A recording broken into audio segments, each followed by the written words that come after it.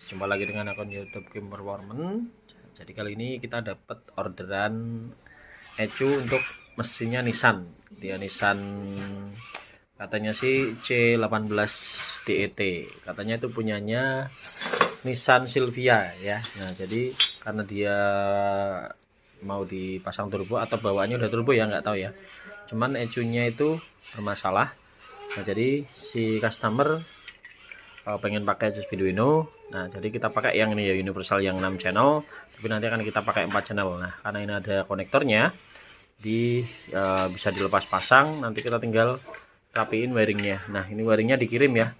Terus stoknya tuh dia pakai dual wheel ya. Jadi di delconya itu dia ada wheel yang dia masuk ke sensor optikal ya, dia Mitsubishi. Nah, ini powernya 12 volt ground, kemudian ada sinyal CKP, sinyal CMP. Nah, wheelnya nanti karena stoknya ini dia tidak bisa dibaca sama Speeduino ya, karena terlalu banyak ya, kan 360 atau berapa ini. Nah, ini nanti kita convert menjadi 24+1 atau 12-1. Nah, ini dia karena banyak banget nih teman-teman. Nah, kelihatan ya tuh. Nah, dia nggak support, jadi nanti harus di convert. Nah, kemudian untuk wiringnya nanti kita pakai yang pokok dulu. Kebetulan dia sudah pakai igniter. Nah, sudah pakai igniter, jadi kemarin dikirim juga sama coilnya. Nah, ini wiringnya ini sudah jelek banget ya. Nanti kita coba rapikan, walaupun nanti nggak kita potong sambung, setidaknya oli-oli yang ada di wiring ini kita bersihkan. Kemudian sambungan-sambungan yang jelek nanti juga kita perbaiki. Nah, ini ada di soket delco ini sudah hilang ya konektornya ya. Nanti kan kita ambilkan konektor yang ada di airflow. Nah, dia masih pakai airflow, nanti airflow-nya karena udah nggak kepake nanti. Nah, ini konektornya kita pakai aja sebagai pengganti konektor delco. Ini konektor coil. Ini konektor coil dan nanti kita rapikan. Ini penuh oli semua nih teman-teman. Nah, ini penuh dengan oli semua. Nanti kita rapikan, kita bersihkan supaya kelihatan bersih dan tidak Nah, ini kalau dipegang berminyak seperti ini, nanti kita coba bersihkan. Nanti untuk proses penyambungan kabel ya, penyambungan kabel ke ecunya, saya sudah dapat pin out ecu standarnya. Nah, jadi nanti konektor aslinya nggak akan kita potong, kita hanya potong di bagian belakang sini ya, belakang ecunya ini yang akan kita potong kabelnya. Jadi ini setelah kita solasi ulang ya, kita hilangkan standar-standarnya dari pabrikan yang dia kayak selang-selang itu, karena dia kelihatan besar. Nah, ini tujuannya sih supaya nggak berminyak aja di sini pas tadi dipegang, supaya nanti pas kita potong-potong area sini untuk ke ecunya nanti lebih enak pegangnya, dan kita waktu ukur juga lebih gampang ya, karena trackingnya jadi lebih mudah, nggak acak-acakan.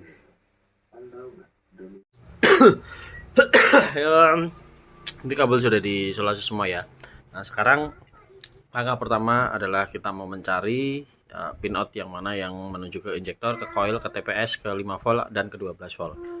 Nah, pertama kita cari dulu ya pin 12 voltnya yang mana ya. Jadi di soket ini pin 12 volt adalah kabel merah. Jadi selain pin 12 volt adalah pin sinyal dari ecu. Nah, nanti selain yang kabel warna merah, kita cari hubungannya dengan kabel yang ada di sini. Nah, nanti akan kita potong satu-satu ya. Nah, yang paling depan ini 1, silinder 2, silinder 3, silinder 4.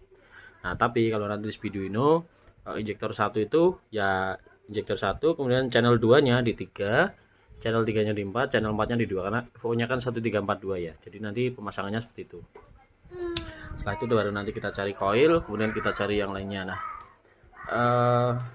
penentuan 12 voltnya itu digunakan supaya nanti kita juga tahu 12 volt mana yang jadi satu ke wiring ecu. Seandainya nanti ada kontrol relay ya, kita buatkan relay eksternal melalui kabel 12 volt yang masuk ke injektor tadi ya. Jadi ini adalah channel 1 dari injektor, dan ini ke soket injektor. Ini adalah cara manual kalau kita tidak tahu pin out ecunya. Jadi nanti akan kita potong di belakangnya sini ya, kita potong, kemudian nanti kita kasih pin, kita masukkan ke Speeduino nya. Oke teman-teman, jadi proses kita cari pin, kita potong-potong kabel di soket ecu untuk masuk ke Speeduino sudah selesai ya. di penampakannya seperti ini. Nah, ini ada konektor, kemudian ada kabel untuk ke AFR sensor. Nah, ini ya kabelnya ya. Dia kemarin requestnya panjangnya 1 meter dan ini AFR sensornya. Hati-hati. Nah, jadi dia direct di sini ya. Ini TinyWB controllernya di sini. Kemudian untuk masing-masing wiring sudah masuk ya. Jadi karena power source dari ECU mobil aslinya dia lewat main relay dan main relaynya dikontrol oleh ECU. Jadi ketika kontak on itu kontak on masuk ke ECU dulu, baru itu memberikan sinyal ground ke main relay. Nah, maka di sini kita menggunakan metode yang sama tanpa merubah wiringnya. Jadi kontak on ke soket ECU ya, kita lempar ke power transistor supaya dia bisa mengegroundkan main relay. Nah, main relaynya itu dia ada di bagian sini teman-teman, soketnya. Nah, jadi ini 86 main relay. Jadi nanti kalau kontak on, main relaynya sudah on karena 86 nya sudah dapat ground dari sini. Dia mengalir dari sini kemudian ke sini. Nah, setelah itu nanti 87 nya main relay dia akan masuk ke sini. 87 main relay. Nah, ini adalah 12 volt sebagai power ECU, power sensor AFR, terus ICV, kemudian 12 volt coil, 12 volt injektor ya. Pokoknya sensor atau aktuator yang membutuhkan 12 volt power dia masuknya dari sini, termasuk ECU, termasuk sensor untuk Delco ya. Jadi semuanya masuknya dari 87 main relay karena memang aslinya juga seperti itu. Kemudian setelah ini kita akan simulasi dulu teman-teman. Kita simulasi, kita berikan power 12 volt di 87, kemudian groundnya kemarin di mana ya groundnya? Oh, di sini. Ini groundnya nih. Ini groundnya di sini. Nah, nanti kalau ECU-nya menyala ya, kita ukur 12 volt di tiap-tiap sensor dan aktuator juga. Apakah dia sudah muncul di masing-masing aktuator dan sensor. Nah, kalau dia sudah muncul berarti distribusi power 12 voltnya sudah keluar semua ya, termasuk ke pokoknya yang dia butuh 12 volt semua. Kemudian nanti groundnya juga kita cek apakah dia sampai juga di masing-masing aktuator dan sensor. Kemudian 5 volt ya, karena ya 5 volt itu ada dua, ada TPS, ada map sensor ya, masing-masing itu butuh 5 volt, termasuk beberapa nanti yang dipakai untuk analog input dia juga 5 volt, butuh 5 volt. Di sini ya, ini map sensor karena konektornya kemarin sudah hancur, jadi masing-masing yang tidak ada soketnya kita sediakan wiring keluar yang berdekatan dengan instrumennya supaya nanti bisa menambahkan konektor ketika ownernya mau beli, karena ini konektornya sudah patah. Nah, ini ICV dia ada standby 12 volt, kalau map ada standby 5 volt. Ini tidak kita tandai tapi hanya 3 kabel ya, nanti ada standby 5 volt, ada ground, kemudian ada sinyal yang masuk ke ECU. Setelah ini kita akan coba simulasi ya, dan kita ukur power source, ground, dan sinyal-sinyalnya apakah dia nanti respon ke tuner studio apa enggak. Oke teman-teman, jadi powernya sudah saya siapkan ya di sini. Ini pakai adaptor dan dia masuk ke 87. Kita coba sekarang nyalakan ya, tuner studionya voltasenya masih 0. Nah, ini masih 0 ya. Kita coba nyalakan teman-teman.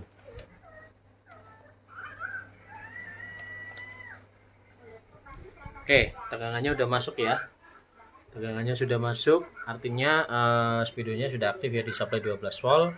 Nah, kemudian kita cek 12 volt di masing-masing sensor dan aktuator. Kita coba di soket coil dulu ya. Kita coba cari 12 voltnya di soket coil. Kita pakai multi ya.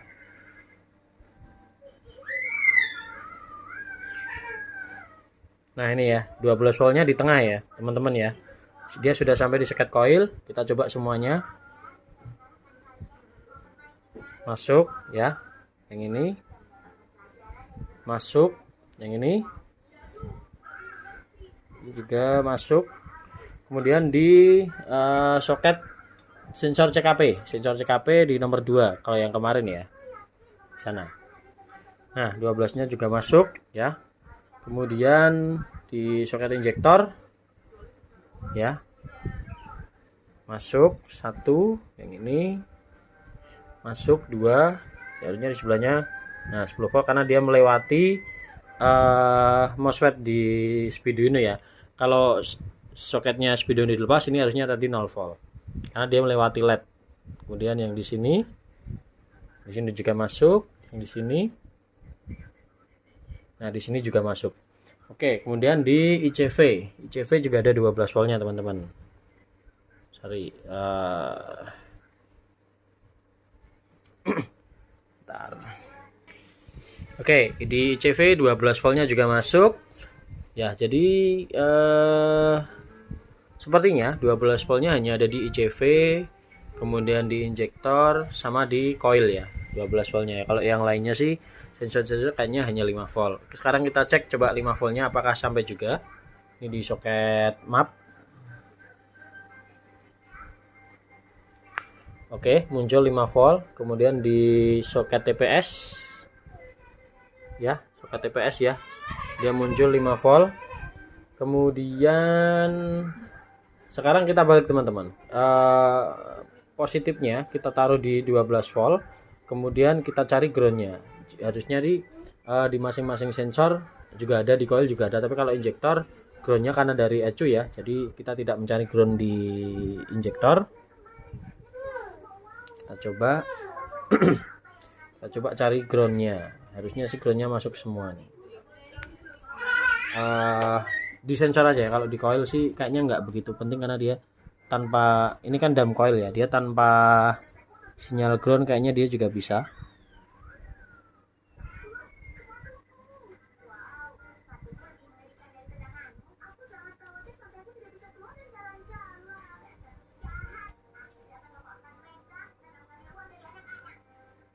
Oh, sorry teman-teman. Ini groundnya dia ikut di body. Nah, dia ikut di body. Jadi ground coil sama ground power supply itu dia beda ya. Makanya ini groundnya tidak sampai ke sini. Tapi kalau ini diukur groundnya ini diukur ke soket coil dia ada. Bentar.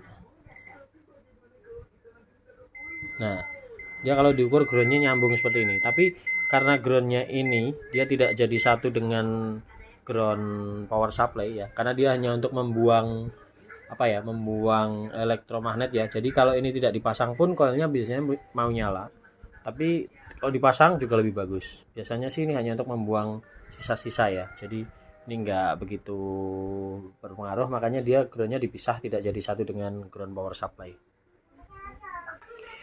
Oke, sekarang kita cek respon dari sensor. Nah, di sini aja sensor coolant, ada IAT ya.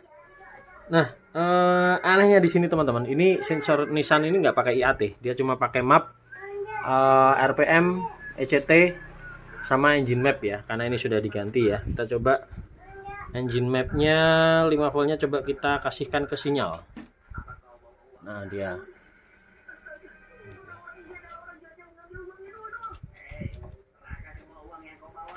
Nah, di sini engine mapnya kita groundkan ya, dia jadi minimum ke 5. Terus kita coba kita connect ke 5 volt, dia biasanya jadi maksimal. Nah, jadi maksimal ya, benar ya.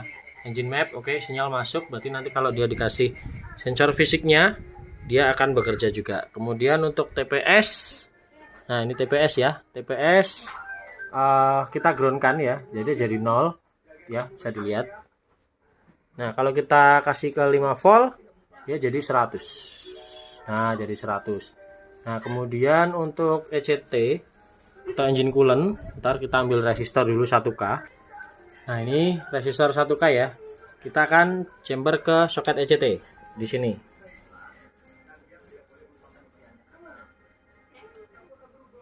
Nah, ECT-nya berubah jadi 41. Kalau kita lepas dia jadi 82 ya, karena dia kalau defaultnya dia open dia 82. Nah, seperti ini. Kalau kita jumper lagi dia jadi 41. Nah, ini berarti sudah masuk. Kemudian untuk di pull up sensor CKP-CMP dia harusnya ada 5 volt teman-teman. Kita coba diukur dulu ya. Ini di groundnya. Kemudian di pull up-nya CKP-CMP dia harusnya juga ada 5 volt. Bentar. Nah, ini ya 5,08. Ini di CKP. Kemudian di CMP-nya dia juga ada 5 volt. Artinya tegangan standby-nya masuk semua di semua sensor ya. Sudah masuk semua, sudah normal. Kalau kita simulasi atau besok kalau delconya sudah datang, kita pasang di sini, kita putar. Itu artinya RPM-nya akan masuk di sana. Ya, seperti itu ya teman-teman ya. Kira-kira seperti itu. Jadi untuk sekarang ini ECU-nya sudah bisa aktif. Oh ya, ini ada AFR sensornya. Kita tes sekalian ya. Ini kan konektor female dan ini sensornya ya. Sekarang 14,7. Kita coba pasang. Dia biasanya kalau standby jadi 20 ya. Kita tunggu dulu. Perlahan-lahan nanti dia akan naik nih.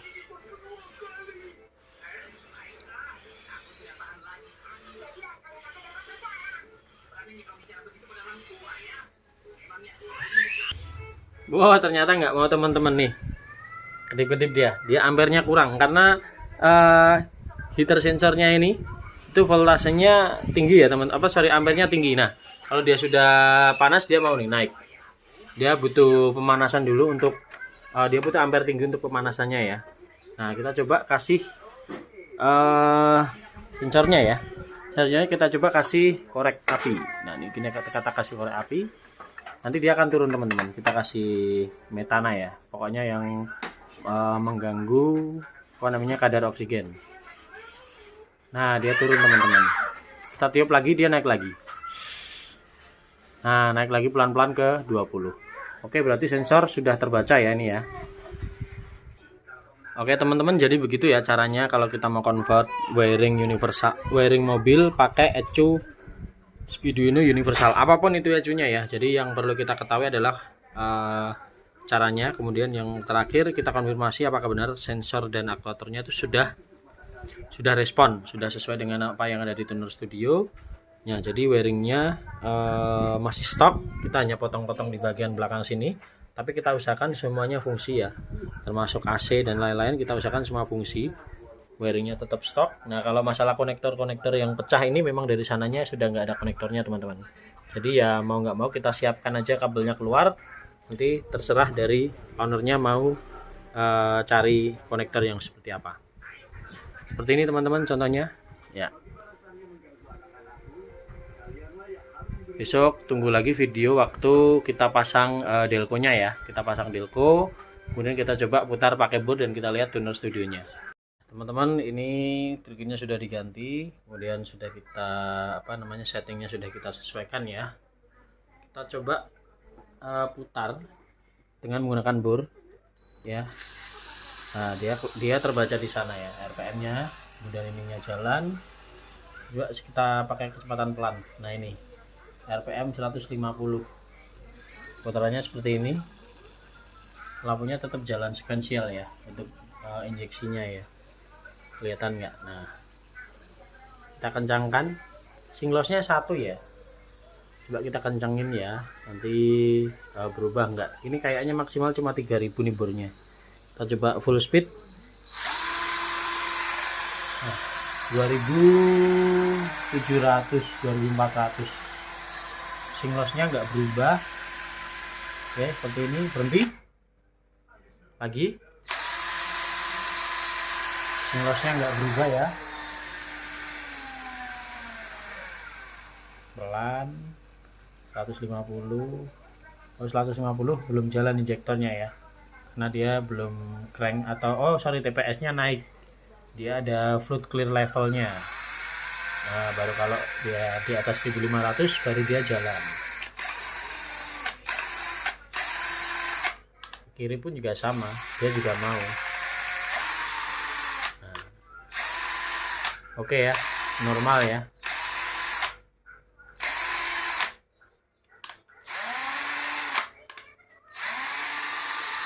Oke, normal, pelan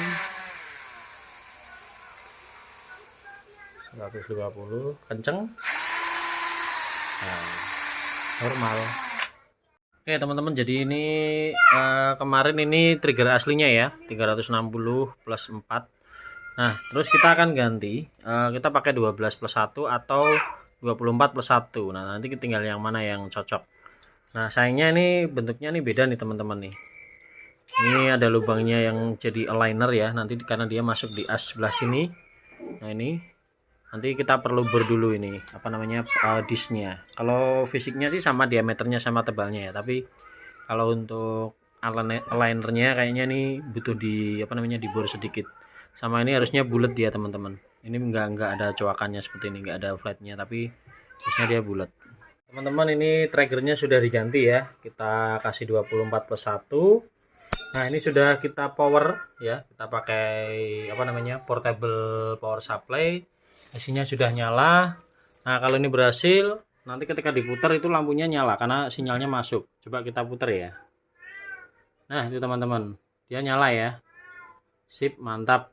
Ternyata apa namanya, dia sudah masuk ya, sinyalnya benar dan triggernya benar. Tinggal nanti kita setting di tuner diodenya, karena ini kemarin kayaknya kalau nggak salah 60-2 ya. Nanti kita pasang jadi berapa, 24+1 nih. Nah, muter sana juga. Nah, mantap teman-teman, ini triggernya sudah diganti, kemudian sudah kita apa namanya, settingnya sudah kita sesuaikan ya. Kita coba putar dengan menggunakan bor ya. Nah, dia terbaca di sana ya RPM-nya, kemudian ininya jalan juga, kita pakai kecepatan pelan. Nah, ini RPM 150, putarannya seperti ini, lampunya tetap jalan sekuensial ya untuk injeksinya ya, kelihatan nggak? Nah, kita kencangkan, singlosnya 1 ya, coba kita kencangin ya, nanti berubah nggak. Ini kayaknya maksimal cuma 3000 nih bornya. Kita coba full speed. Nah, 2700, 2400, singlosnya nggak berubah. Oke, seperti ini. Berhenti lagi, singlosnya nggak berubah ya. Pelan 150. Oh, 150 belum jalan injektornya ya, karena dia belum crank atau TPS nya naik, dia ada fluid clear levelnya. Nah, baru kalau dia di atas 1500 baru dia jalan. Kiri pun juga sama, dia juga mau. Nah, oke ya, normal ya.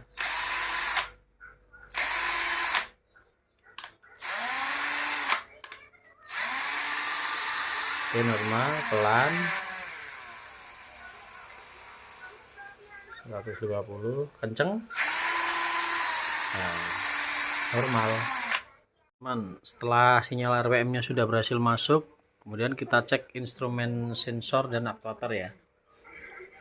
Kita pakai test pen LED, kemudian positifnya kita taruh ke power supply standby. Kita cek output negatif dari ICV atau ISC, kita putar, LED-nya nyala ya, dia berubah-ubah keterangan dan kecerahannya ya, karena dia mainnya duty seperti ini kalau kelihatan ya. Jadi kalau di RPM nya belum tercapai, duty-nya tinggi, kalau udah tercapai ya duty-nya turun atau bahkan bisa jadi off ISC nya seperti ini. Oke, ISC. Kemudian kita coba untuk ke injektor. Injektornya ini nih. Koilnya dipisah dulu. Nah, jadi kita cek injektor nomor 4. Kita coba putar, nanti dia apakah kedip. Nah, dia kedip ya. Injektor nomor 4 sinyalnya masuk. Terus kita pindah ke nomor 3. Sama ya, touchpad-nya 12 voltnya tetap di standby karena sinyalnya negatif. Terus kita coba ke nomor 3. Kita putar. Nah, dia kedip, nomor 3 juga masuk. Terus kita cek nomor 2.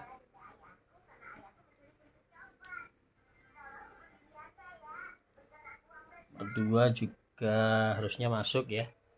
Nah, nomor 2 masuk. Kemudian nomor berapa ini? Nomor 1 ya. Nomor 1 cek. Nah, masuk. Berarti keempat injektor masuk. Nah, sekarang kita cek sinyal coil. Sinyal coil harusnya sih yang pin nomor sini ya, ujungnya. Tapi ini agak susah masukinnya teman-teman. Dari mana ya?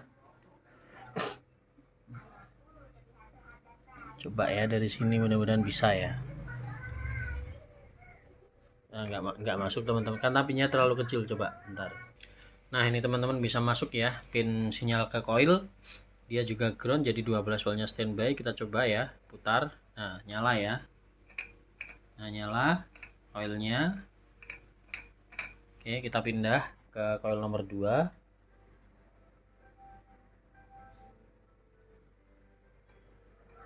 Kurang masuk. Nah, nyala ya. Coil nomor 2 juga nyala. Kita pindah coil nomor 3. Ntar nih bahaya nih karena connect dengan ground. Coil nomor 3. Nah, dia juga nyala. Terus coil nomor 4 di sini. Cek, harusnya dia juga nyala. Oke, nyala semua, berarti coil dan injektornya sudah nyala semua. Terus output negatif itu full pump juga, tapi kalau full pump kita agak kesulitan ya. Kita cukup cek dari pin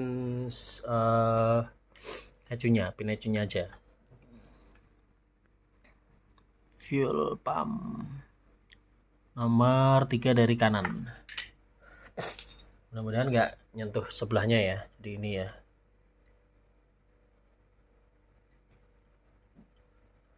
Ini fuel pump. Nah teman-teman, jadi kalau semuanya sudah masuk, sinyalnya udah keluar, api dan injektor, ISC, terus yang lainnya, harusnya nanti ketika kepasang, kalau power supply dan groundnya sudah masuk, dia dapat putaran seperti ini, dia sudah bisa menyala ya. Ini aja, gini aja udah nyala tuh. Udah normal, harusnya sih gitu teman-teman. Nah